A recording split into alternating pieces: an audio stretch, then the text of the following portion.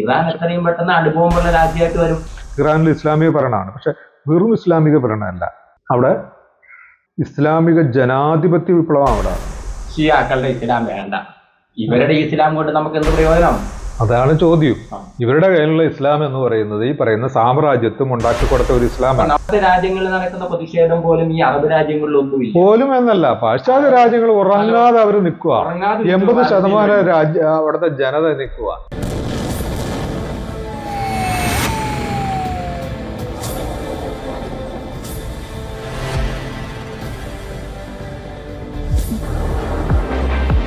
Rising lion എന്ന പേരിൽ Israel ആരംഭിച്ച ഇറാനെതിരായ യുദ്ധം 13 ദിവസം കൊണ്ട് അവസാനിച്ചു. ഈ യുദ്ധത്തിൽ ആരാണ് ജയിച്ചത്? മിഡിൽ ഈസ്റ്റിന്റെ രാഷ്ട്രീയത്തിലും ചാക്തിക ചേരിയിലും വന്ന മാറ്റങ്ങൾ എന്താണ് എന്നതാണ് ഞങ്ങളിവിടെ ചർച്ച ചെയ്യുന്നത്. അസീസ് കുന്നപ്പള്ളി. 13 ദിവസം നീണ്ട വലിയൊരു യുദ്ധം, ഒരു അപ്രതീക്ഷിത യുദ്ധം ഇറാനെ ആക്രമിച്ചുകൊണ്ട് ഇസ്രായേൽ തുടങ്ങി. ആ യുദ്ധത്തിൽ തന്നെ പങ്കാളിയായിരുന്ന അമേരിക്ക കൂടി ഇടപെട്ടുകൊണ്ട് ഒരു മാധ്യസ്ഥ ശ്രമം നടത്തിക്കൊണ്ട് അവസാനിച്ചു. ഈ യുദ്ധം മിഡിൽ ഈസ്റ്റിൽ ഉണ്ടാക്കിയ മാറ്റങ്ങൾ എന്നാൽ ഈ യുദ്ധത്തിൽ സത്യത്തിൽ ആരാണ് ജയിച്ചത്? നമ്മൾ കുറച്ചുകൂടി ആഴത്തിൽ നോക്കേണ്ട ഒരു കാര്യമാണ്. ഇറാൻ ശരിക്കും ഈ പറയുന്ന 12 ദിവസം കൊണ്ട് ഇതേ ഇറാൻ എന്ന ഒറ്റ രാജ്യം ഇസ്രായേലിനെ തോൽപ്പിച്ച് നിലംപരിശാക്കിക്കൊണ്ട് ഒരു യുദ്ധം ജയിക്കുക തന്നെയാണ് ചെയ്തത്. ആ യുദ്ധത്തിൻ്റെ വിജയത്തിലാണ് അമേരിക്ക കൂടി ഉൾപ്പെട്ട്, അമേരിക്കയാണ് ഇതിൻ്റെ അമേരിക്കയുടെ ഒരു പ്രോക്സി സ്റ്റേറ്റ് എന്നുള്ള രീതിയിൽ തന്നെയാണ്, പക്ഷെ അമേരിക്ക കൂടി ഇടപെട്ട് അമേരിക്കയുടെ നേതൃത്വത്തിൽ ഒരു സന്ധി സംഭാഷണങ്ങളൊക്കെ വന്ന് യുദ്ധത്തിൽ നിന്ന് തൽക്കാലത്തേക്കൊരു വിരാമമുണ്ടായി എന്ന് മാത്രമേ ഉള്ളൂ. യുദ്ധം വളരെ ക്ലിയർ കട്ടായിട്ട് ഇറാൻ കൃത്യമായിട്ട് ജയിച്ച ഒരു യുദ്ധമാണ്. 2, ഇവർ പ്രധാനമായിട്ടും പറഞ്ഞത് ഈ ഇസ്രായേലിൻ്റെ ആക്രമണത്തിൻ്റെ അവരുടെ ഒരു വലിയൊരു കഴിവുകളെക്കുറിച്ചും അവരുടെ ഭയങ്കരമായ ആയുധശേഷികളെക്കുറിച്ച്, അണുവായുധങ്ങൾ, ഫ്ലൈറ്റ്, അവരുടെ F-35 ആണ് അവരുടെ ഏറ്റവും വലിയ സംഭവം എന്നുണ്ട്. ഇറാൻ്റെ സ്പേസിൽ അവർക്ക് ഒരു തവണ പോലും കടക്കാൻ പോലും പറ്റിയില്ല എന്നുള്ളതാണ്. അവർക്ക് ഈ ഡ്രോണുകൾ ഉപയോഗിക്കാൻ പറ്റി എന്നല്ലാതെ അവരുടെ ഈ പറയുന്ന അറബ് രാജ്യങ്ങളുടെ അവരുടെ വ്യോമ പരിധികൾ ഓപ്പൺ ആക്കി കൊടുത്തതുകൊണ്ട് അവർക്ക് ഇറാഖ് വരെ വന്ന് ഇറാഖിൽ നിന്നുള്ള ആക്രമണങ്ങളാണ് അവർ നടത്തിയിട്ടുള്ളൂ. അല്ലാതെ അവർക്കിടെ ഒരു ഫ്ലൈറ്റിന് റഷ്യ വളരെ കൃത്യമായിട്ട് അതിൻ്റെ കാര്യകാരണങ്ങൾ സഹിതം അവർ വിശദീകരിച്ചിട്ടുണ്ട്, അതിൻ്റെ ഡീറ്റെയിൽ വിട്ടിട്ടുണ്ട്. ഇറാൻ്റെ സ്പേസിൽ ഒരു ഇസ്രായേലി വിമാനം പോലും കടക്കാൻ പറ്റിയില്ല എന്നുള്ളതാണ്. പിന്നെ അടുത്ത ഒരു പ്രധാനമായിട്ടുള്ള ഒരു കാര്യം എന്ന് പറയുന്നത് ഈ ചാരന്മാരുടെ ഒരു സംഭവം. ഇസ്രായേലിന് എൻ്റെ ഏറ്റവും വലിയ ഒരു ഗുണം എന്ന് പറയുന്നത് ഈ മൊസാദ് അടക്കമുള്ള ചാരന്മാരാണ്. താങ്കൾ നേരത്തെ നോക്കിയിട്ടുണ്ട്, അറിയാം, ഈ ഇറാൻ്റെ പല ആളുകളെ ഇവർ കൊന്നു. നേരത്തെ നടന്ന ഈ 6 ദിവസത്തെ യുദ്ധത്തിലും അവർക്ക് വിജയിക്കാൻ പറ്റിയത് ഈ പറയുന്ന ആ യുദ്ധത്തിൽ പങ്കെടുത്ത സുന്നി രാജ്യങ്ങളിൽ പലതും വളരെ പെട്ടെന്ന് തന്നെ കാലുമാറി ഇസ്രായേലിൻ്റെ ഒപ്പം ചേർന്നുകൊണ്ടാണ്. അത് ഈജിപ്തിൻ്റെ ഫ്ലൈറ്റുകളും നിശേഷം ഒറ്റ ദിവസം ആദ്യത്തെ യുദ്ധം തുടങ്ങുന്നതിന് മുമ്പേ കാർപ്പറ്റ് ബോംബിങ്ങിൽ ഇവർക്ക് നിലംപരിശാക്കാൻ പറ്റി. അപ്പം അത്തരത്തിലുള്ള വിവരങ്ങൾ, ഡാറ്റ ഇവർക്ക് ഇസ്രായേലിന് കിട്ടുന്നു എന്നുള്ളതാണ് അവരുടെ ഒരു യുദ്ധ വിജയം എന്ന് പറയുന്നത്. അത് വളരെ പെട്ടെന്ന് തന്നെ ഇറാൻ അത് തിരിച്ചു പിടിക്കുകയും ഇറാൻ വളരെ പെട്ടെന്ന് ഇത്തരം ഈ ചാരന്മാരെയെല്ലാം ഇൻഫിൽട്രേറ്റ് ചെയ്യുകയും ആ യുദ്ധത്തിൻ്റെ മേധാവിത്വത്തിലേക്ക് വരികയും ചെയ്തു. ഞാൻ മനസ്സിലാക്കുന്നത് ഒരു 12 ദിവസം കൊണ്ട് യുദ്ധം അവസാനിപ്പിക്കാനല്ല യഥാർത്ഥത്തിൽ ഇസ്രായേൽ ഇറാനെ ആക്രമിച്ചത്.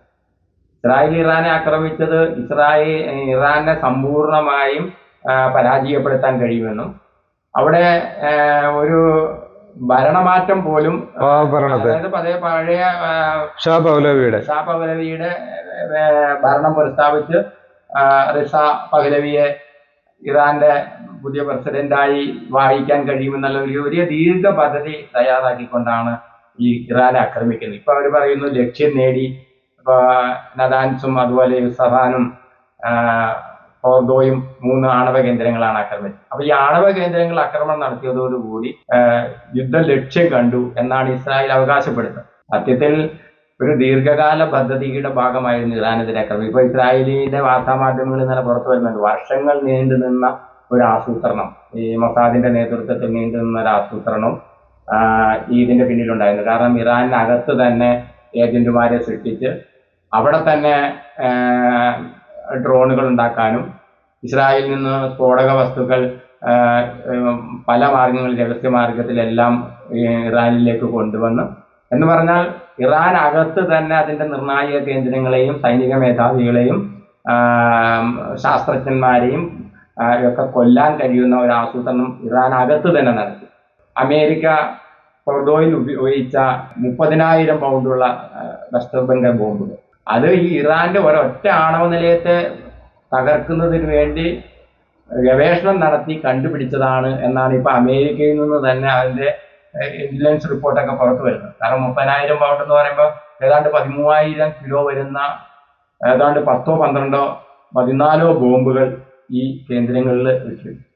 അപ്പൊ ഇറാനെ ആക്രമിക്കുക എന്ന് പറയുന്നത് ഒരു പെട്ടെന്നൊന്ന് ആക്രമിച്ചേക്കാം, അല്ലെങ്കിൽ 4 ബോംബ് ഇട്ടേക്കാം, തിരിച്ചു പോകാന്നല്ല. ഇറാഖിലൊക്കെ നടത്തിയതുപോലെ അവർ പറഞ്ഞല്ലോ, അലി ഖമേനിനെ വധിക്കുക, ഇറാനിലെ ജനങ്ങളെ തന്നെ ഇറാൻ ഭരണകൂടത്തിനെതിരാക്കി തീർത്ത് ഇറാനെ ദുർബലപ്പെടുത്തി ഒരു യുദ്ധം നടത്തി. അത്ര വലിയൊരു പ്ലാനിലായിരുന്നു ഈ ഇസ്രായേൽ സത്യത്തിൽ ഇറാൻ ആക്രമിച്ചത്. അസീസ് പറഞ്ഞതുപോലെ അത് പെട്ടെന്ന് അവസാനിപ്പിക്കേണ്ടി വന്നത് ഇസ്രായേലിന് വലിയൊരു തിരിച്ചടി തന്നെയാണ്. ഉറപ്പാ. അതല്ല, ഇത് ഏറ്റവും കൂടുതൽ മാറ്റം ഉണ്ടാകുമെന്ന് പറയും. ഈ മിഡിൽ ഈസ്റ്റിലെ ഈ സുന്നി വഹാബി ആ ഒരു ബെൽറ്റ് ആളുകളുടെ അവിടുത്തെ രാജഭരണത്തിന് കീഴിലുള്ള ആളുകളെ വിശ്വസിപ്പിച്ചിരുന്നത് ഇറാൻ അതിഭീകരമായ ഒരു സംഭവമാണ്. ഇറാനെ പോലെയുള്ള ഒരു രാജ്യം വിചാരിച്ചിട്ടുണ്ടെങ്കിൽ നിമിഷം നേരം കൊണ്ട് നമ്മളെല്ലാം ഇല്ലാതാകും. ഇതെല്ലാം പറഞ്ഞ് വിശ്വസിപ്പിച്ചാണ് ഈ പറയുന്ന രാജ്യത്തെ ഇവർ അടിച്ചമർത്തി ഭരിച്ചുകൊണ്ടിരിക്കുന്നത്. രാജഭരണം അവിടെ പറയുന്ന സൗദിയിലാണെങ്കിലും ജോർദാനിയിലാണെങ്കിലും ഈജിപ്തിലാണെങ്കിലും അതെല്ലാത്തിൻ്റെയും ബേസ് എന്ന് പറയുന്നതിൻ്റെ ഈ പേടിപ്പിക്കലാണ്. അപ്പോൾ ഇതൊന്നും അല്ല, ഈ ഇസ്രായേൽ എന്ന് പറയുന്നത് ഈ പറഞ്ഞ മാതിരി ഒന്നും അല്ല. നേരെ ഒരു രാഷ്ട്രം, ഇറാൻ എന്ന് പറയുന്ന ഒറ്റ രാഷ്ട്രം. അതായത് കഴിഞ്ഞ 1979 മുതൽ 80 മുതൽ ഉപരോധത്തിലായിട്ടുള്ള എല്ലാ തരത്തിലും ഉപരോധത്തിലുള്ള 3-4 നീണ്ട വർഷങ്ങൾ, 8 വർഷം 12 വർഷം നീണ്ട യുദ്ധങ്ങളിൽ തകർന്നുപോയ ഒരു രാഷ്ട്രം. ഈ പറയുന്ന ടെക്നോളജിക്കൽ വാറുകൾ പലവട്ടം ഏറ്റേക്കുന്ന, അതായത് സൈബർ കാര്യങ്ങളിലും മറ്റു പല ഇതിലും, പിന്നെ ഈ ഇങ്ങോട്ട് എക്സ്പോർട്ട് ചെയ്യുന്നതിനും ഇമ്പോർട്ട് ചെയ്യുന്നതിനൊക്കെ പരിപൂർണമായ വിലക്കുകളൊക്കെ ഉള്ള ഒരു രാഷ്ട്രം ഒറ്റയ്ക്ക് നിന്നിട്ട് ഒരു ലോകത്തെ, ഇപ്പൊ യൂറോപ്പിന്റെ അവിടെ യുദ്ധം ചെയ്തത് ഇസ്രായേൽ അല്ലല്ലോ. ഇസ്രായേലിനൊപ്പം ഈ പറയുന്ന മേഴ്സണറീസ് ഉണ്ടായിരുന്നു, ഇവരുടെ യൂറോപ്പിന്റെ ഉണ്ടായിരുന്നു, മിഡിൽ ഈസ്റ്റിന്റെ ഉണ്ടായിരുന്നു, പിന്നെ ഈ പറയുന്ന അമേരിക്കയുടെ ഉണ്ടായിരുന്നു, ഇസ്രായേലിന്റെ ഓൺ സാധനങ്ങളുണ്ട്. ഇത്രയും വരുന്ന ഒരു 186 രാജ്യങ്ങളോടാണ് ഈ പറയുന്ന ഇറാൻ എന്ന് പറയുന്ന ഒറ്റ രാജ്യം യുദ്ധം ചെയ്ത് പിടിച്ചു നിൽക്കുകയല്ല, യുദ്ധം ചെയ്ത് അവരെ പരാജയപ്പെടുത്തി തുരുത്തി ഓടിച്ചുള്ളത്. അപ്പം അതൊരു മിഡിൽ ഈസ്റ്റില് സാമാന്യബുദ്ധിയുള്ള മനുഷ്യരിൽ, കുറച്ച് ആളുകൾ ചിന്തിക്കുന്ന മനുഷ്യരിൽ ഒക്കെ നല്ല വ്യത്യാസങ്ങളുണ്ടാക്കാം, മാറ്റങ്ങളുണ്ടാക്കാം. ശരി, ഈ മിഡിൽ ഈസ്റ്റില് യഥാർത്ഥത്തിൽ അമേരിക്കയ്ക്കും ഇസ്രായേലിനും ഒരിക്കലും സ്വാധീനിക്കാൻ കഴിയാത്ത, അല്ലെങ്കിൽ അടിമയാക്കാൻ കഴിയാത്ത ഒരു രാജ്യം ഇപ്പോൾ ഇറാൻ മാത്രമാണെന്ന് എനിക്ക് തോന്നുന്നു. കാരണം ബാക്കി ഗൾഫ് രാജ്യങ്ങളെല്ലാം അമേരിക്കയുടെ സൈനിക താവളങ്ങളാവുകയും അമേരിക്കയുടെ യുദ്ധത്തിന് വിജയകരമായ സഹായം ചെയ്യുന്ന രാഷ്ട്രങ്ങളായി മാറുകയും, ഇപ്പോൾ ഗൾഫ് യുദ്ധത്തിലടക്കം ഈ അറബ് രാജ്യങ്ങളുടെ ഗൾഫ് രാജ്യങ്ങളുടെ എല്ലാം ശക്തമായ പിന്തുണയിലാണ് അമേരിക്ക ഇപ്പോൾ യുദ്ധം വിജയിച്ചിട്ടുള്ളത്. പക്ഷെ ഇറാനിലെ ജനതയും ഇറാനിൽ എന്നും ഒരു മാറ്റത്തിന് വേണ്ടിയുള്ള ശബ്ദവും അതിനുവേണ്ടിയുള്ള പ്രവർത്തനം നടന്നിട്ടുണ്ട്. ഇറാനിൽ ചില മാറ്റങ്ങൾ ചില സമയത്ത് അമേരിക്കയ്ക്ക് അനുകൂലമായ ഭരണകൂടമൊക്കെ വന്നിട്ടുണ്ടെങ്കിലും ആ ഭരണകൂടത്തെ അടുക്കം അട്ടിമറിച്ചിട്ടാണ് വീണ്ടും ഇറാനിലൊരു സാമ്രാജ്യത്വ വിരുദ്ധ, അല്ലെങ്കിൽ ജനപക്ഷത്ത് നിൽക്കുന്ന, മനുഷ്യപക്ഷത്ത് നിൽക്കുന്ന, പാലസ്തീനിന്റെയും ഗസയുടെയും ഒക്കെ പക്ഷത്ത് നിൽക്കുന്ന ഭരണകൂടം ഉണ്ടായിട്ടുള്ളത്. 1925 ഷാ പഹ്ലവി ഭരണകൂടം സ്ഥാപിക്കുന്നത്. ഇടയ്ക്ക് അവിടെ ഒരു ഭരണമാറ്റം ഉണ്ടായി. ഈ 1951 തെരഞ്ഞെടുപ്പിലൂടെ അവിടെ മുഹമ്മദ് മസ്ദഖ് എന്ന് പറയുന്ന ഒരു ആള് ഭരണ അധികാരത്തിൽ വന്നു. അദ്ദേഹത്തിന്റെ മുദ്രാവാക്യത്തിന്റെ ഒരു പ്രത്യേകത ഇറാനിൽ ഇന്നുള്ള നിലപാടിന്റെ ഒരു തുടർച്ചയായിരുന്നു. കാരണം എണ്ണ ദേശസാൽക്കരിച്ചു. പക്ഷെ എണ്ണ ദേശസാൽക്കരിച്ചപ്പോൾ അന്ന് വരെ ബ്രിട്ടനും അമേരിക്കയൊക്കെ ഉണ്ടായിരുന്ന ആ എണ്ണ ഖനനത്തിലുണ്ടായിരുന്ന സ്വാധീനം നഷ്ടപ്പെടുകയായിരുന്നു. പക്ഷെ വളരെ പെട്ടെന്ന് ആ ഭരണകൂടത്തെ അട്ടിമറിച്ചു.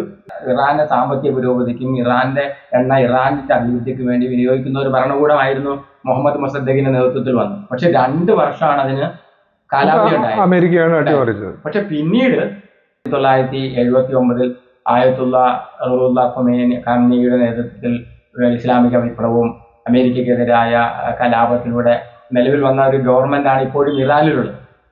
ഈ ഗവൺമെന്റ് അന്ന് മുതൽ 79 വന്ന അന്ന് മുതൽ ഇസ്രായേലിന്റെ അമേരിക്കയുടെയും പാശ്ചാത്യ ശക്തികളുടെയും പേടി സ്വപ്നമായിട്ടാണ് അവിടെ നിലവിലുള്ളത്. അപ്പൊ അതേ അട്ടിമറിക്കാൻ എല്ലാ കാലത്തും ഗൂഢലക്ഷ്യമുണ്ടായിരുന്നു.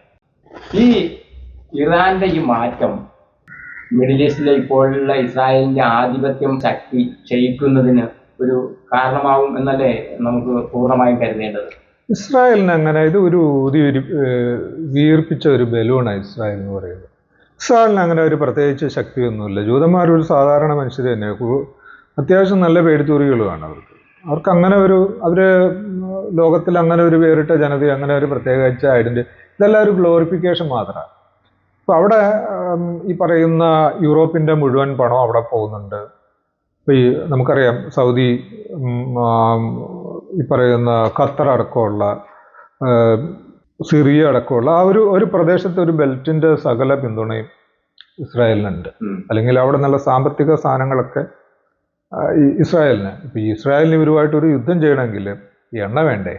ഈ എണ്ണ സമ്പൂർണ്ണമായിട്ടും അറബ് രാഷ്ട്രങ്ങളുടെ എണ്ണയല്ലേ, അതിലും പണവും ഇതെല്ലാം തന്നെ ഇതല്ലേ. ഇത് അമേരിക്ക വഴി കൊടുക്കുന്ന ഒരു സംഭവം മാത്രമേ ഉള്ളൂ. പിന്നെ അതുകൂടാതെ യൂറോപ്പും അമേരിക്കയും കൊടുക്കുന്ന അമേരിക്കൻ ബഡ്ജറ്റിൻ്റെ ഏതാണ്ടൊരു നല്ല ഭാഗം തന്നെ ഇസ്രായേലിന് വേണ്ടിയിട്ടാണ് ഉപയോഗിക്കുന്നത്. ട്രില്യൺ കണക്കിനാണ് ഉപയോഗിക്കുന്നത്. അപ്പോൾ അതുകൊണ്ട് അങ്ങനെ ഒരു വീർപ്പിച്ച ഒരു സംഭവം മാത്രമാണ്. പക്ഷെ ഒരു രാഷ്ട്രം ഇസ്രായേലിനോട് ഏറ്റുമുട്ടുക എന്ന് പറയുന്നത്, ഇസ്രായേലിനോടല്ല ഏറ്റുമുട്ടുന്നത്, ലോകത്തെ ഏതാണ്ട് 80% വരുന്ന ലോകശക്തികളോട് ആ രാഷ്ട്രം, 80% വരുന്ന രാഷ്ട്രങ്ങളോടാണ്. ഫ്രാൻസ് ഉണ്ട്, കാനഡയുണ്ട്, അങ്ങനെയെല്ലാം ഉണ്ട്. ഇന്നലെ തന്നെ ഫ്രാൻസിന്റെ വിദേശകാര്യമന്ത്രിയാണെന്ന് എനിക്ക് തോന്നുന്നു പറഞ്ഞത്. കാരണം ഇല്ലാത്ത ആരാ ഉള്ളത്? ഇന്ത്യ പ്രതിരോധത്തിന് ഞങ്ങളുടേതായ സഹായം ചെയ്തിട്ടുണ്ട് എന്ന് നമ്മൾ സഹായിച്ചിട്ടില്ല. നമ്മുടെ രാജ്യം ഇപ്പൊ ഈ പറയുന്ന ഫ്ലൈറ്റ് തിരുവനന്തപുരം ഷിപ്പ് ഇന്ത്യൻ മഹാസമുദ്രത്തില് ബ്രിട്ടന്റെ, ഇതൊക്കെ ഈ യുദ്ധത്തിന് വേണ്ടി സപ്പോർട്ടായിട്ട് വന്നതല്ലേ. പാകിസ്ഥാൻ സഹായിച്ചിട്ടില്ല. പാകിസ്ഥാൻ സഹായിച്ചിട്ടുണ്ട്. ഏറ്റവും കൂടുതൽ വലിയൊരു അളവ് പാകിസ്ഥാൻ്റെ സഹായം ഇസ്രായേലിന് ലഭിക്കുന്നുണ്ട്, അമേരിക്കയ്ക്ക് ലഭിക്കുന്നുണ്ട്. ഇതൊക്കെ ആണ്, എല്ലാവരും സഹായിക്കുന്നുണ്ട്.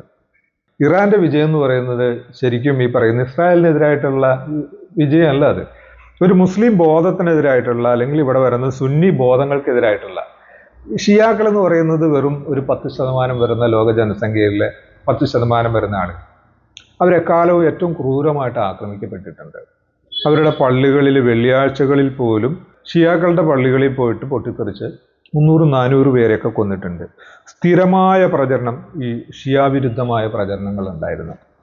അതിൻ്റെ ഒരു കാലം പോട്ടെ. ഇതിൻ്റെ സെക്കൻഡ് സ്റ്റേജ് എന്ന് പറയുന്ന ഇവർ പറയുന്ന ഒരു സംഭവമാണ് ഇവർ മുസ്ലിങ്ങളല്ല എന്നുള്ളൊരു പ്രചരണം ഭയങ്കരമായിട്ട്.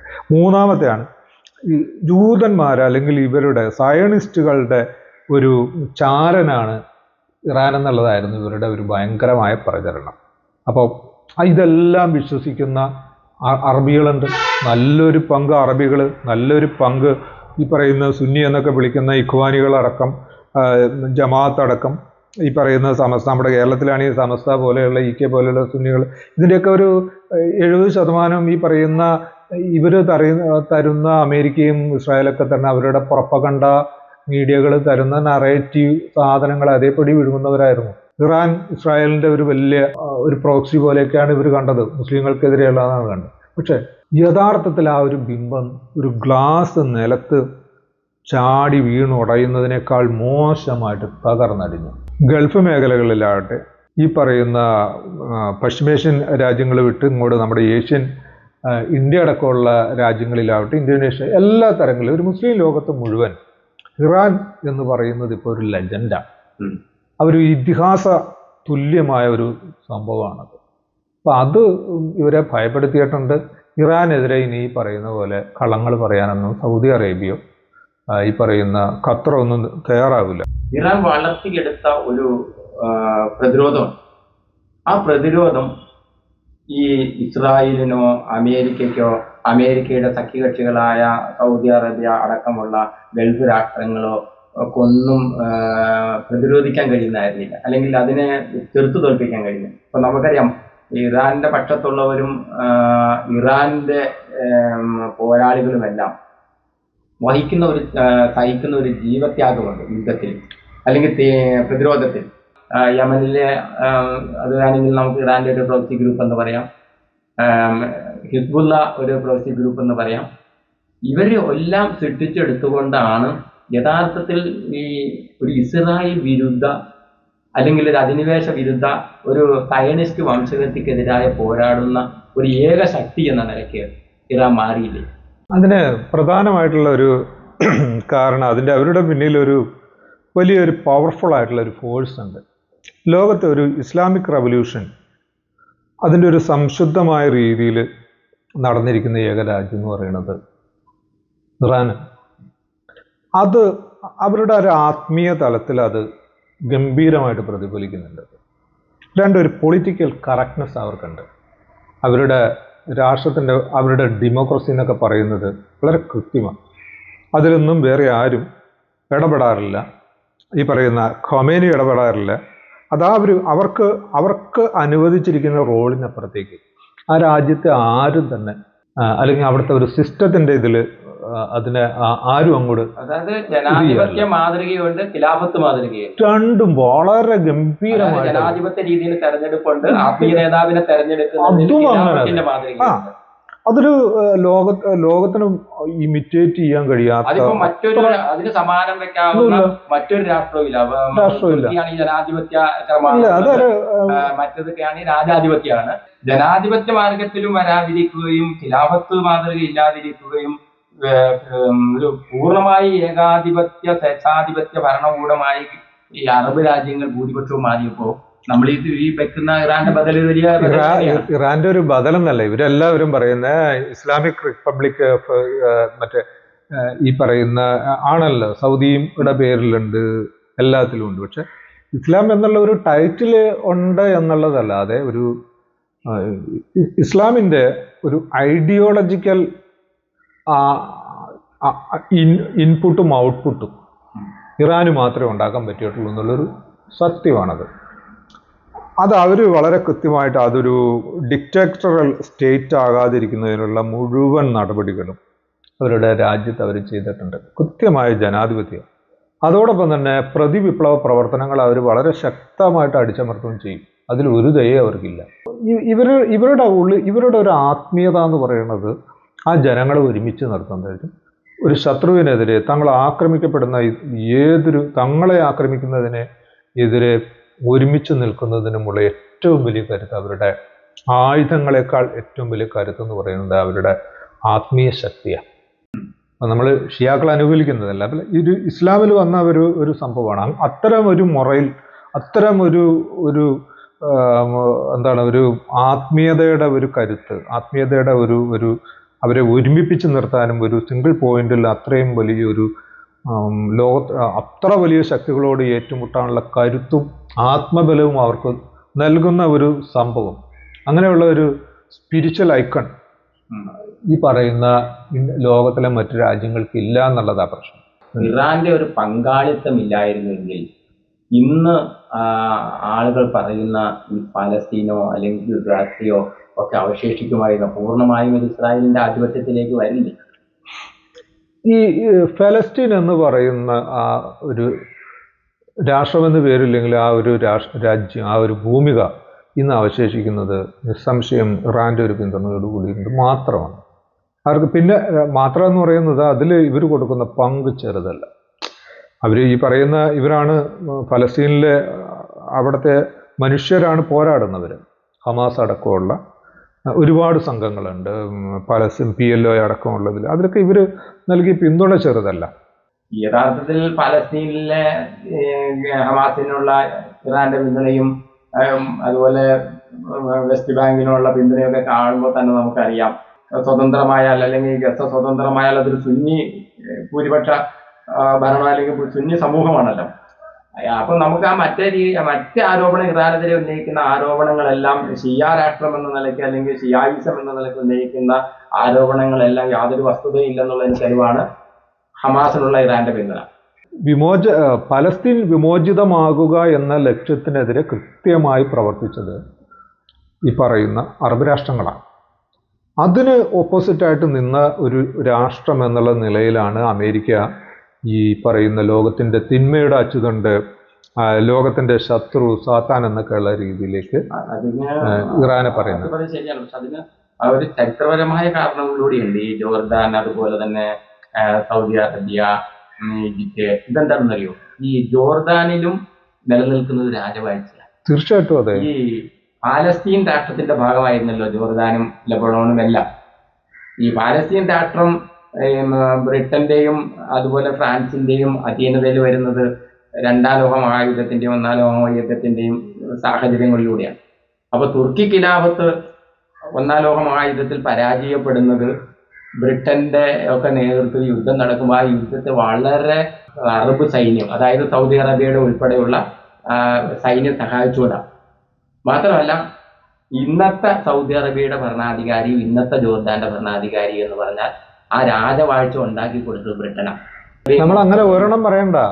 ഈ പശ്ചിമേഷ്യ എന്ന് പറയുന്ന സാധനം മൊത്തം സയനിസ്റ്റ് സൃഷ്ടിയാണത്. അപ്പൊ വേറെ കാര്യമുണ്ട്, അങ്ങനെ വന്ന ഈ രാജ്യങ്ങളിൽ കാലം മാറിയിട്ടും അവരുടെ പിന്തുടർച്ച മാറിയിട്ടും ഒക്കെ ഈ അടിമത്തത്തിൽ നിന്ന് മോചനമായിട്ടില്ല എന്ന്. അതുകൊണ്ടാണ് അവർക്ക് പാലസ്തീൻ ഒരു പ്രശ്നമല്ല, അവർക്ക് ബ്രിട്ടന്റെ താല്പര്യമായിരുന്നു പ്രശ്നം. പിന്നീട് അവർക്ക് പാലസ്തീൻ പ്രശ്നമായിരുന്നില്ല, അവർക്ക് അമേരിക്കയുടെ താല്പര്യമായിരുന്നു പ്രശ്നം, ഫ്രാൻസിന്റെ താല്പര്യമായിരുന്നു. കാരണം ഈ രാജവാഴ്ച നിലനിൽക്കുന്നതും ഈ ഏകാധിപത്യ ഭരണകൂടം നിലനിൽക്കുന്നതും അമേരിക്കയുടെയും ഈ പാശ്ചാത്യ ശക്തികളുടെ സഹായത്തോടെ. ഇറാനിൽ അടക്കം ജനാധിപത്യപരമായ മാറ്റം വന്നപ്പോൾ ഈ ജനാധിപത്യപരമായ മാറ്റം വരാതിരിക്കാൻ വേണ്ടി അങ്ങനെ വന്നാൽ അത് തങ്ങളുടെ നിലനിൽപ്പിനും തങ്ങളുടെ അസ്തിത്വത്തിനും ഭീഷണിയാകുമെന്ന അന്ന് മാത്രമല്ല ഇന്നും ഈ പല അറബ് രാജ്യങ്ങളും വിശ്വസിക്കുന്നു എന്നുള്ളതാണ്. അതുകൊണ്ടാണ് അവരെപ്പോഴും ഇങ്ങനെയുള്ള എല്ലാ മൂവ്മെന്റും, അവർക്ക് ഇറാന്റെ നേതൃത്വത്തിൽ ഭരണകൂടം ശക്തിപ്പെട്ടാലും അവരുടെ ഭരണത്തെ ബാധിക്കുമോ, പാലസ്തീനിൽ സ്വതന്ത്ര രാഷ്ട്രമായാൽ അത് ഞങ്ങളുടെ ഭരണത്തെ അട്ടിമറിക്കുമോ, അല്ലെങ്കിൽ ഹമാസ് ശക്തിപ്പെട്ടാൽ നാളെ അത് ഞങ്ങളുടെ ഭരണത്തെ അട്ടിമറിക്കുമോ എന്നുള്ള ഭയം ഇവർക്കുണ്ട്. ഈജിപ്തിലെ രാഷ്ട്രീയ മാറ്റത്തിന് എപ്പോഴും ഇവരെതിരായിരുന്നില്ല. അപ്പൊ ഈജിപ്ത് ശക്തിപ്പെട്ടിരുന്നെങ്കിൽ, ഈജിപ്തില് പാലസ്തീൻ അനുകൂലമായിട്ട് അല്ലെങ്കിൽ ജനാധിപത്യ ഭരണകൂടം ശക്തിപ്പെട്ടിരുന്നെങ്കിൽ ഇന്ന് ഇസ്രായേലിന്റെ ഈ ആധിപത്യം നടക്കില്ലായിരുന്നു. പക്ഷെ ഈജിപ്തിൽ അങ്ങനെ വന്ന ഭരണകൂടത്തെയും പട്ടാളത്തെ ഉപയോഗിച്ച് മുഹമ്മദ് മുർസിയുടെ ഭരണകൂടത്തെ അട്ടിമറിക്കുകയും മുഹമ്മദ് മുർസിയെ അവസാനം കൊലപ്പെടുത്തുന്ന രീതിയിലേക്ക് ഈജിപ്തിന്റെ ഭരണം മാറി. ഈജിപ്ത് എന്ന് പറയുന്നത് ഇപ്പൊ പഴയ ഗാസയുടെ ഭരണ സമിതിയാണ്. അതേ ഈജിപ്തിൽ നിന്ന് എങ്ങനത്താ ചെയ്യുന്നത്? ഈജിപ്തിന്റെ ഏക അതിർത്തി പോലും ഇസ്രായേൽ പറയുമ്പോൾ അടയ്ക്കും. അല്ലെങ്കിൽ ജനാധിപത്യപരമായ ഈജിപ്തിന്റെ ലോബിയൊക്കെ തകർക്കുന്ന ഈ ലോബി ഒന്നിച്ചു നിന്ന അതിനകത്ത് അമേരിക്ക ഉണ്ടാവും, ബ്രിട്ടൻ ഉണ്ടാവും, ഫ്രാൻസ് ഉണ്ടാവും, സൗദി അറേബ്യ ഉണ്ടാവും, UAE ഉണ്ടാവും, ഇങ്ങനെയുള്ള രാജ്യങ്ങളൊക്കെ നിന്ന. അപ്പോൾ യഥാർത്ഥത്തിൽ ഈ പാലസ്തീൻ പ്രശ്നം അവസാനിക്കാത്തത്, ഇസ്രായേലിന്റെ ആധിപത്യം നിലനിർത്തി കൊടുക്കുന്നത് നമ്മൾ ഇപ്പൊ ഈ ചർച്ച ചെയ്യുന്നത് പോലെ അമേരിക്ക മാത്രം, നമ്മൾ അമേരിക്കയല്ല ഇവരുടെയും കൂടി താല്പര്യമാണ്, ഇസ്രായേലിന്റെയും താല്പര്യമാണ്. ഇത് ഇവരുടെയും കൂടി താല്പര്യം ഇതെന്നല്ല, ഈ താല്പര്യങ്ങളെല്ലാം ഒന്ന് തന്നെയാണ്. ഒരേ താല്പര്യങ്ങൾ, ഒരേ തൂവൽ പക്ഷികളാണ് ഈ പറയുന്ന മൂന്നും. അമേരിക്കയാണെങ്കിലും ഇസ്രായേലാണെങ്കിലും ഈ പറയുന്ന പശ്ചിമേഷ്യയിലെ അറബികളാണെങ്കിലും ഒരേ താല്പര്യങ്ങൾ. അവർ പ്രധാനമായിട്ട് ഇതിൻ്റെ നമ്മൾ നോക്കേണ്ടത് പലസ്തീൻ സ്വതന്ത്രമാവുകയാണ് എന്നിരിക്കട്ടെ, ഏത് തരത്തിലുള്ള ഒരു ഗവൺമെന്റ് ആയിരിക്കും അവിടെ വരിക? സർക്കാരായിരിക്കും വരിക? രാജഭരണമായിരിക്കും? ഒരിക്കലും ജനാധിപത്യ ഭരണം വരും. അതുകൊണ്ടാണ് അവർ ഇത്ര വില കൊടുത്തിട്ട് ഈ പലസ്തീൻ പോരാട്ടത്തെയും ഇതുപോലെ നിരായുധരാക്കുകയും അവർക്കെതിരെ അവർക്ക് ചെയ്യാൻ കഴിയുന്ന അത്ര ദ്രോഹങ്ങൾ ഈ അറബികൾ ചെയ്യുകയും ചെയ്യുന്നതിന് അനുഭവം കൊടുക്കുന്നതിന്റെ ഇതാണ്. പാലസ്തീൻ രാഷ്ട്രമുണ്ടായാൽ പാലസ്തീൻ സ്വന്തമായ ഭരണകൂടം ഉണ്ടാവും. ഒരു ജനാധിപത്യ ഇവരുടെ ഇത് നമ്മൾ വളരെ ശ്രദ്ധിക്കേണ്ട കാര്യം. ഇറാനോട് എതിരുള്ളതെന്ന് പറഞ്ഞാൽ ഇറാനിൽ ഇസ്ലാമിക ഭരണമാണ്, പക്ഷെ വെറും ഇസ്ലാമിക ഭരണമല്ല, അവിടെ ഇസ്ലാമിക ജനാധിപത്യ വിപ്ലവം അവിടെ നടന്നത്. അവിടുത്തെ സ്റ്റേറ്റ് എന്ന് പറയുന്നത് എല്ലാ ഒരു പർട്ടിക്കുലർ ടൈമിൽ മാറി വരുന്ന ഡെമോക്രാറ്റിക് ഗവൺമെന്റ് അവിടെയുള്ളത്. അത് അവിടെ ഈ പറയുന്ന ഒരു രാജവംശമായിരുന്നുവെങ്കിൽ ഇപ്പൊ ഈ ഷാ പൗലവിയുടെ മകൻ ആണ് അവിടെ ഭരിക്കുന്നതെങ്കിൽ ഇവർക്ക് കുഴപ്പമില്ല. ഒരു രാജവംശമാണ് ഇറാന് ഭരിക്കുന്നതെങ്കിൽ അറബികൾക്കോ അറബ് രാജാക്കന്മാർക്കോ പ്രശ്നമില്ല. എന്നിട്ട് അവർ റെജിമി എന്ന് പറയുകയും ചെയ്യും. എന്നിട്ട് അവർ റെജിമി എന്ന് പറയുകയും ചെയ്യും. അവര് റെജിമിയിൽ മാത്രം അടങ്ങുന്ന കൂട്ടുകെട്ടിലാണ് അമേരിക്ക. അതാണ് അല്ല, അത് നമ്മൾ പറയുമ്പോൾ വേറൊരു കാര്യം കൂടെ നോക്കണേ. ഇവർ പറയുന്നത് ഈ ഇറാനിൽ ജനാധിപത്യം ഇല്ല എന്നാണ് പറയുന്നത്. ഇറാനിൽ ഈ പറയുന്ന സ്ത്രീകൾക്ക് സ്വാതന്ത്ര്യമില്ല, ഈ ജനാധിപത്യമില്ല, പൗരാവകാശങ്ങളില്ല, ഇതെല്ലാമാണ്. അപ്പൊ ജനാധിപത്യത്തെ പുനഃസ്ഥാപിക്കൂ എന്നുള്ളതാണ് അമേരിക്ക ഉയർത്തുന്ന മുദ്രാവാക്യം. ഈ പറയുന്ന അതേ മുദ്രാവാക്യം തന്നെയാണ് ഇസ്രായേൽ പറയുന്നത്. അറബികളും പരോക്ഷമായിട്ട് പറയുന്ന അവിടെ ജനാധിപത്യമില്ല, അവിടെ അടിച്ചമർത്തി ഭരിക്കാന്ന് പറഞ്ഞു. എന്നിട്ട് ഇവരെങ്ങനെയാണ് ജനാധിപത്യം കൊണ്ടുവരുന്നത്?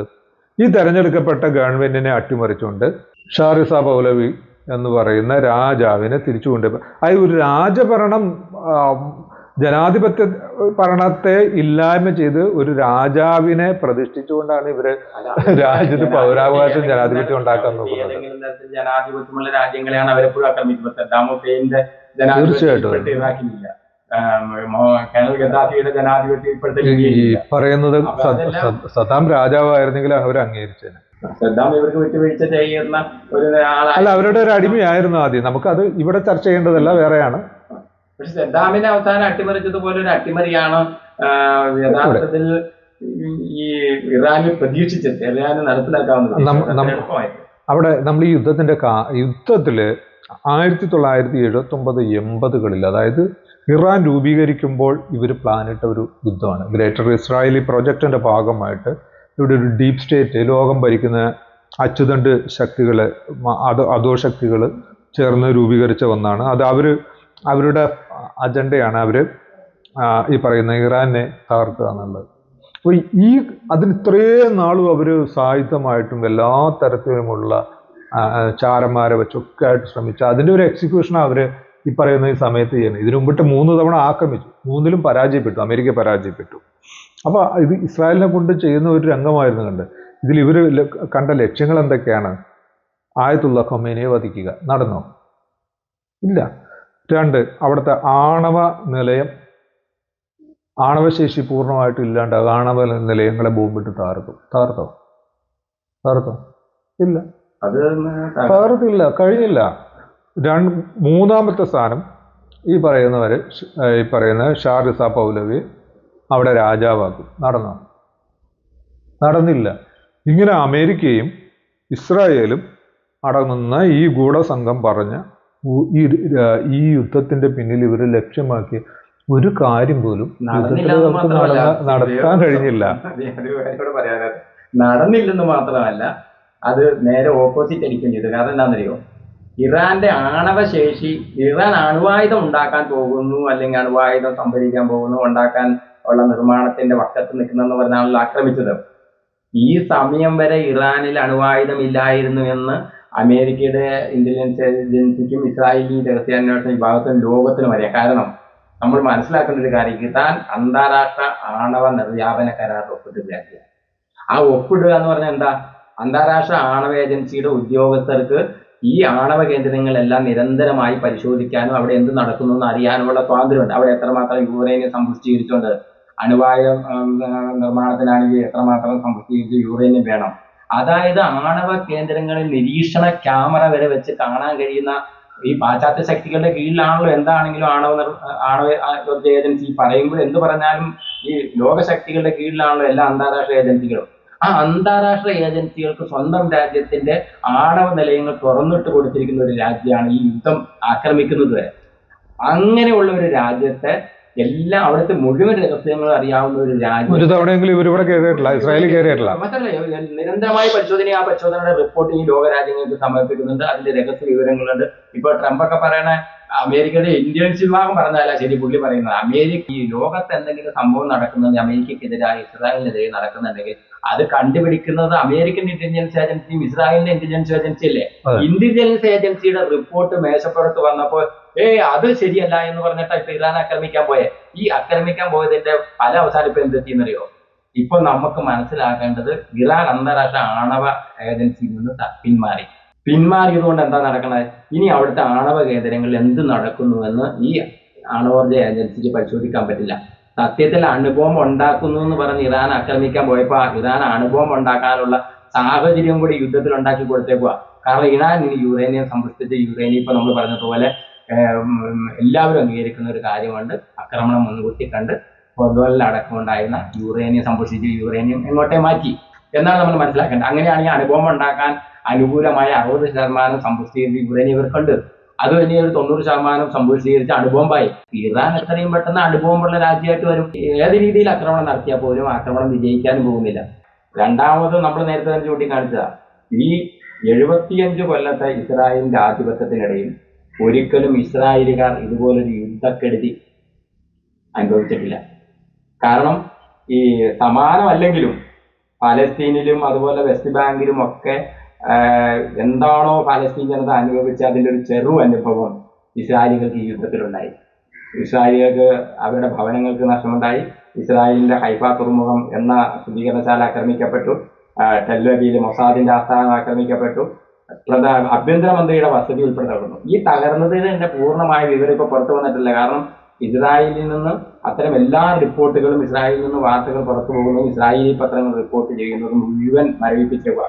എന്നിട്ടും പുറത്തു വന്ന വിവരം ഇസ്രായേലിന്റെ ഒരു വലിയ നാശം എന്ന് വെച്ചാൽ ഒരു 2 ആഴ്ചയും കൂടെ യുദ്ധം മുന്നോട്ട് പോയിരുന്നെങ്കിൽ ഒരുപക്ഷെ ഇറാൻ അവിടെ ഉണ്ടാവും. കാരണം ഈ 16 ലക്ഷം ചതുരശ്ര കിലോമീറ്റർ വിസ്തീർണമുള്ള ഒരു രാജ്യം ഇറാൻ. വളരെ ചെറിയൊരു രാഷ്ട്രമായ ഇസ്രായേൽ എന്ന് പറയുന്ന രാജ്യം തന്നെ അവിടെ ഉണ്ടാകുമോ, ഈ യുദ്ധം നീണ്ടുപോയാൽ ഉണ്ടാകുമായിരുന്നു എന്ന് സംശയിക്കുന്ന രീതിയിലായിരുന്നു ഇറാന്റെ ആക്രമണം. അത് അസിൻ നേരത്തെ ചൂണ്ടിക്കാണിച്ച ഒരു പ്രധാനപ്പെട്ട കാര്യമുണ്ട്. ഇസ്രായേൽ എന്തുകൊണ്ടാണ് മറ്റുള്ളവർ ഇത്ര ധൈര്യമായി ആക്രമിച്ചത്? ഇസ്രായേലിന്റെ അതിർത്തിക്കകത്തേക്ക് ഒരായുധവും വരാൻ പോകുന്നില്ല. ഇസ്രായേലിന്റെ അതിർത്തിക്കകത്ത് അവിടുത്തെ ജനങ്ങൾക്കും അവിടുത്തെ വസ്തുക്കൾക്കും ഒരു നാശം ഉണ്ടാകാൻ പോകുന്നില്ല. അപ്പൊ ഞങ്ങൾക്ക് ആരെ ആക്രമിക്കാം? അമേരിക്കയുടെ സപ്പൂർണ്ണമുണ്ട്. ആകാശത്തോടെ മിസൈൽ വന്ന അമേരിക്കയുടെ താട് പോലെയുള്ള ഇസ്രായേലിന്റെ സ്വന്തം കണ്ട് ആരോ പോലെ മിസൈൽ പ്രതിരോധ സംവിധാനങ്ങളെല്ലാം തകരും. വ്യാമയുദ്ധം ഉണ്ടാവില്ല. വരാൻ പോകുന്നത് ആകെ മിസൈല. ആ മിസൈലിനെ തടയാൻ കഴിയും. ഇനി ഞങ്ങൾക്ക് എവിടെയും കൊണ്ട് ബോംബിടാലോ, എവിടെയും കൊണ്ട് എപ്പോൾ വേണമെങ്കിലും ബോംബിടാലോ. ബെയ്റൂട്ടിൽ ഏത് സമയത്തും കൊണ്ട് ബോംബിടും. ലക്ഷക്കണക്കിന് ജനങ്ങൾ താമസിക്കുന്ന ബെയ്റൂട്ടിൽ കൊണ്ട് ബോംബിടും. മറ്റേ സിറിയയെ കൊണ്ട് തോന്നുമ്പോൾ ബോംബിടും. അതുപോലെ തന്നെ ബാഗ്ദാദിൽ ഇതുപോലെ തന്നെ ബോംബിട്ടു. ടെഹ്റാനിലും ഇതുപോലെ ബോംബിട്ട് കളിക്കാം.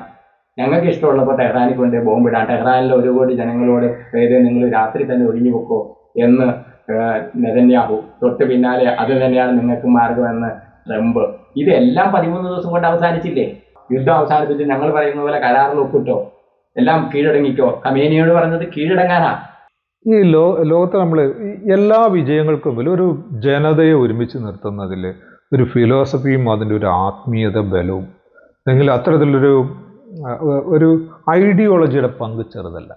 ഇപ്പോൾ നമ്മൾ കമ്മ്യൂണിസത്തെ നമ്മളങ്ങനെ കാണേണ്ട വന്നു. കാരണം 2ാം ലോക മഹായുദ്ധത്തിൽ രൂപീകരിക്കപ്പെട്ട ഒരുപാട് പരാധീനത ഉണ്ടായിരുന്ന ഈ പറയുന്ന സോവിയറ്റ് യൂണിയന് സ്റ്റാലിൻ്റെ നേതൃത്വത്തിൽ ജർമ്മനി പോലെയുള്ള ഒരു യമണ്ടൻ ലോകത്തിലെ ഏറ്റവും സുസജ്ജമായ ഒരു സൈനിക വ്യൂഹത്തിനെ തോൽപ്പിക്കാൻ കഴിഞ്ഞത് അവരുടെ ഒരു കമ്മ്യൂണിസ്റ്റ് ഐഡിയോളജി അതിൻ്റെ ബാക്കിലുള്ളതുണ്ട്. അതേപോലെ തന്നെ ഇവർ കുറച്ചുകൂടി പ്യുവറായിട്ടുള്ള ഒരു ഇസ്ലാമിക് ഐഡിയോളജിയുടെ ഒരു പിന്തുണയാണ് അവരുടെ ഏറ്റവും വലിയ ഈ പറയുന്ന വിബ്രൻസ് എന്ന് പറയുന്നത്. അവർ അത് കൃത്യമായിട്ട് ഉപയോഗിക്കുന്നുണ്ട്. ആ ജനതയെ ഒരുമിച്ച് നിർത്താൻ ഉപയോഗിക്കുന്നുണ്ട്. അതൊരു പോരാട്ടത്തിനായിട്ട് ഉപയോഗിക്കുന്നുണ്ട്. ഇതേ ഐഡിയോളജിക്കലായിട്ടുള്ളൊരു സംഭവം തന്നെ ഹമാസ് ഉപയോഗിക്കുന്നുണ്ട്.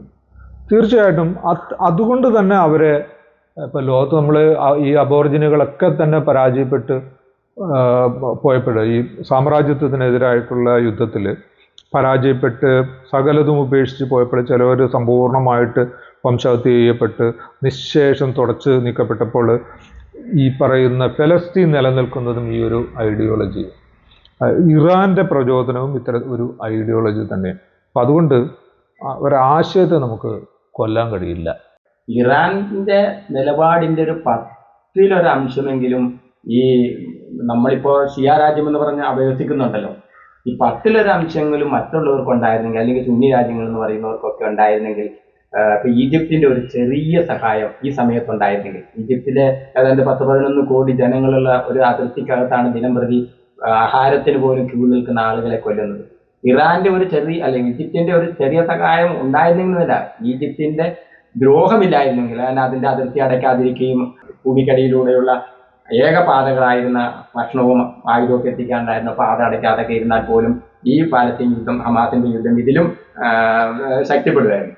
ജോർദാന്റെ ഇത് സഹായം ഉണ്ടായിരുന്നെങ്കിൽ, അതിർത്തിയിൽ നിന്നൊക്കെ സഹായം ഉണ്ടെങ്കിലും ഇതാവില്ല. ഈ 2000 കിലോമീറ്റർ അകലെ കിടക്കുന്ന ഇറാൻ ഇതാണോ സഹായം പാലസ്തീൻ, ഇങ്ങനെയാണോ സഹായം ചെയ്യുന്നത്, ഇതാണോ നിങ്ങൾ പ്രകീർത്തിക്കുന്നത് എന്നൊക്കെ ചോദിക്കുന്ന ചില ആളുകൾ നമ്മുടെ നാട്ടിലുണ്ട്. പക്ഷെ അവർ ഇത് പറയുന്നില്ല. അത് ഈജിപ്തിന്റെ സഹായം എന്തുകൊണ്ട് ഭക്ഷണം കൊടുക്കാൻ പോലും ഈജിപ്തിൽ ഞങ്ങളുടെ അതിർത്തി, ഈജിപ്ത് എന്ന് പറയുന്ന സാമ്രാജ്യത്വത്തിന്റെ അതിർത്തിയായ ഏക അതിർത്തി ഗസയിലെ എന്താ ഇത് നിങ്ങൾക്ക് അടയ്ക്കാൻ അവകാശമില്ല, ഇസ്രായേലിനോട് അത് അടയ്ക്കരുതെന്ന് പറയാനുള്ള തന്റെ ഇടമുണ്ടോ? അല്ലെങ്കിൽ ജോർദാനിന്റെ പാലസ്തീൻ അനുകൂലമായ ഒരു പ്രതിഷേധം നടക്കുവോ? ഈജിപ്തിനകത്തൊരു പ്രതിഷേധം നടക്കുവോ?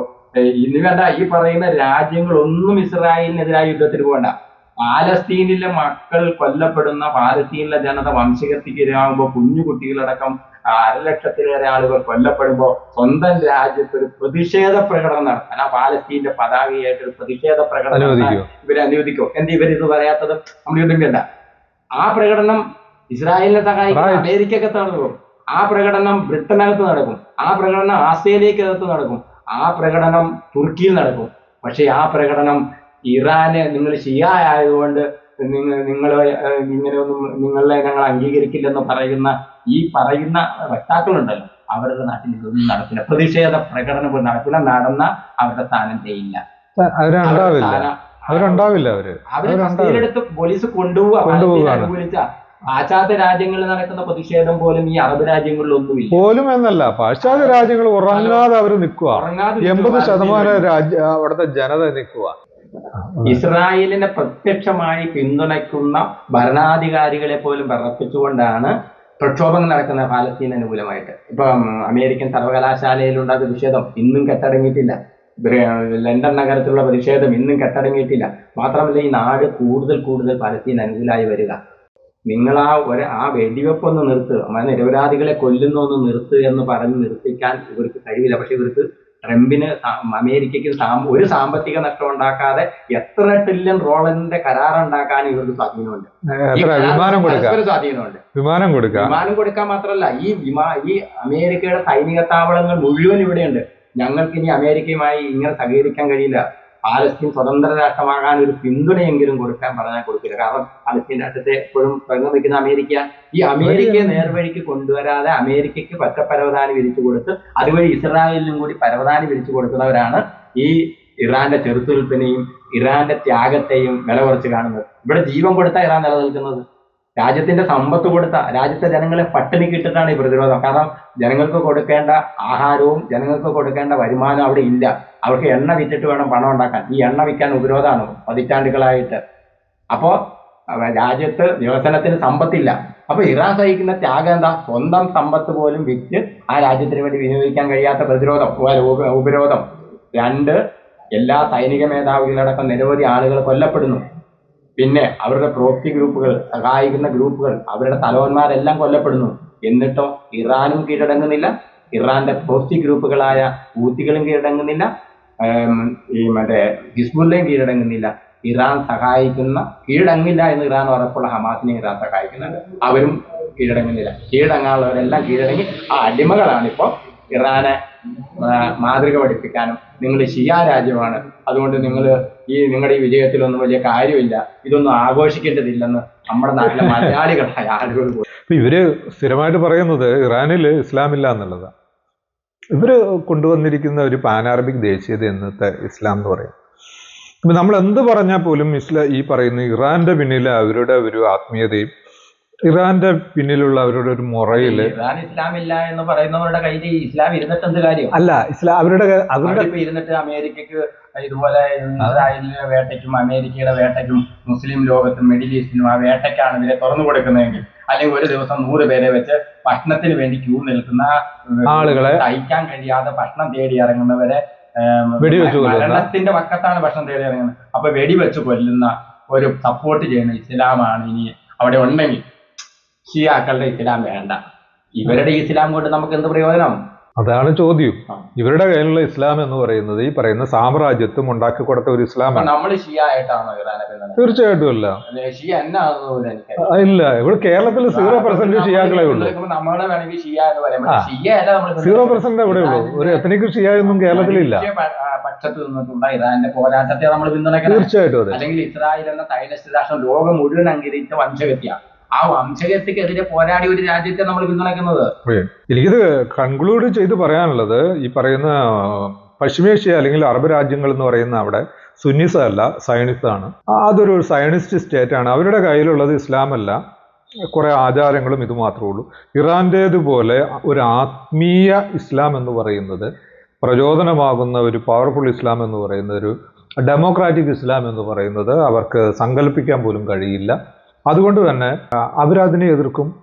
ഈ പറയുന്ന ഫലസ്തീൻ പോരാട്ടം എന്ന് പറയുന്നത് പശ്ചിമേഷ്യയിലെ ഈ പറയുന്ന സയനിസ്റ്റ് ഇസ്ലാമിൻ്റെ തകർച്ചയിലൂടെ അല്ലാതെ സംഭവിക്കാനും സാധിക്കില്ല. അതാണ് എനിക്ക് ഉപസംഹാരമായിട്ട് പറയാനുള്ളത്. അപ്പോൾ ഈ യുദ്ധം ഇപ്പോഴത്തെ ഇറാന്റെ വിജയം മാത്രമല്ല, ഒരു നൂറ്റാണ്ടായി തുടരുന്ന പാലസ്തീനിന്റെ സ്വാതന്ത്ര്യ സമരവും കൂടി വിജയിക്കുന്നതിന് കാരണമാകുന്ന ഒരു വിജയമാണ് ഇറാൻ ഇപ്പോൾ നേടിയിരിക്കുന്നത്. ഉറപ്പിച്ചു വിശ്വസിക്കാം. ഉറപ്പായിട്ടും. മലനാട് വാർത്ത യൂട്യൂബ് ചാനൽ സബ്സ്ക്രൈബ് ചെയ്യുക, ബെല്ലൈക്കൺ അമർത്തുക.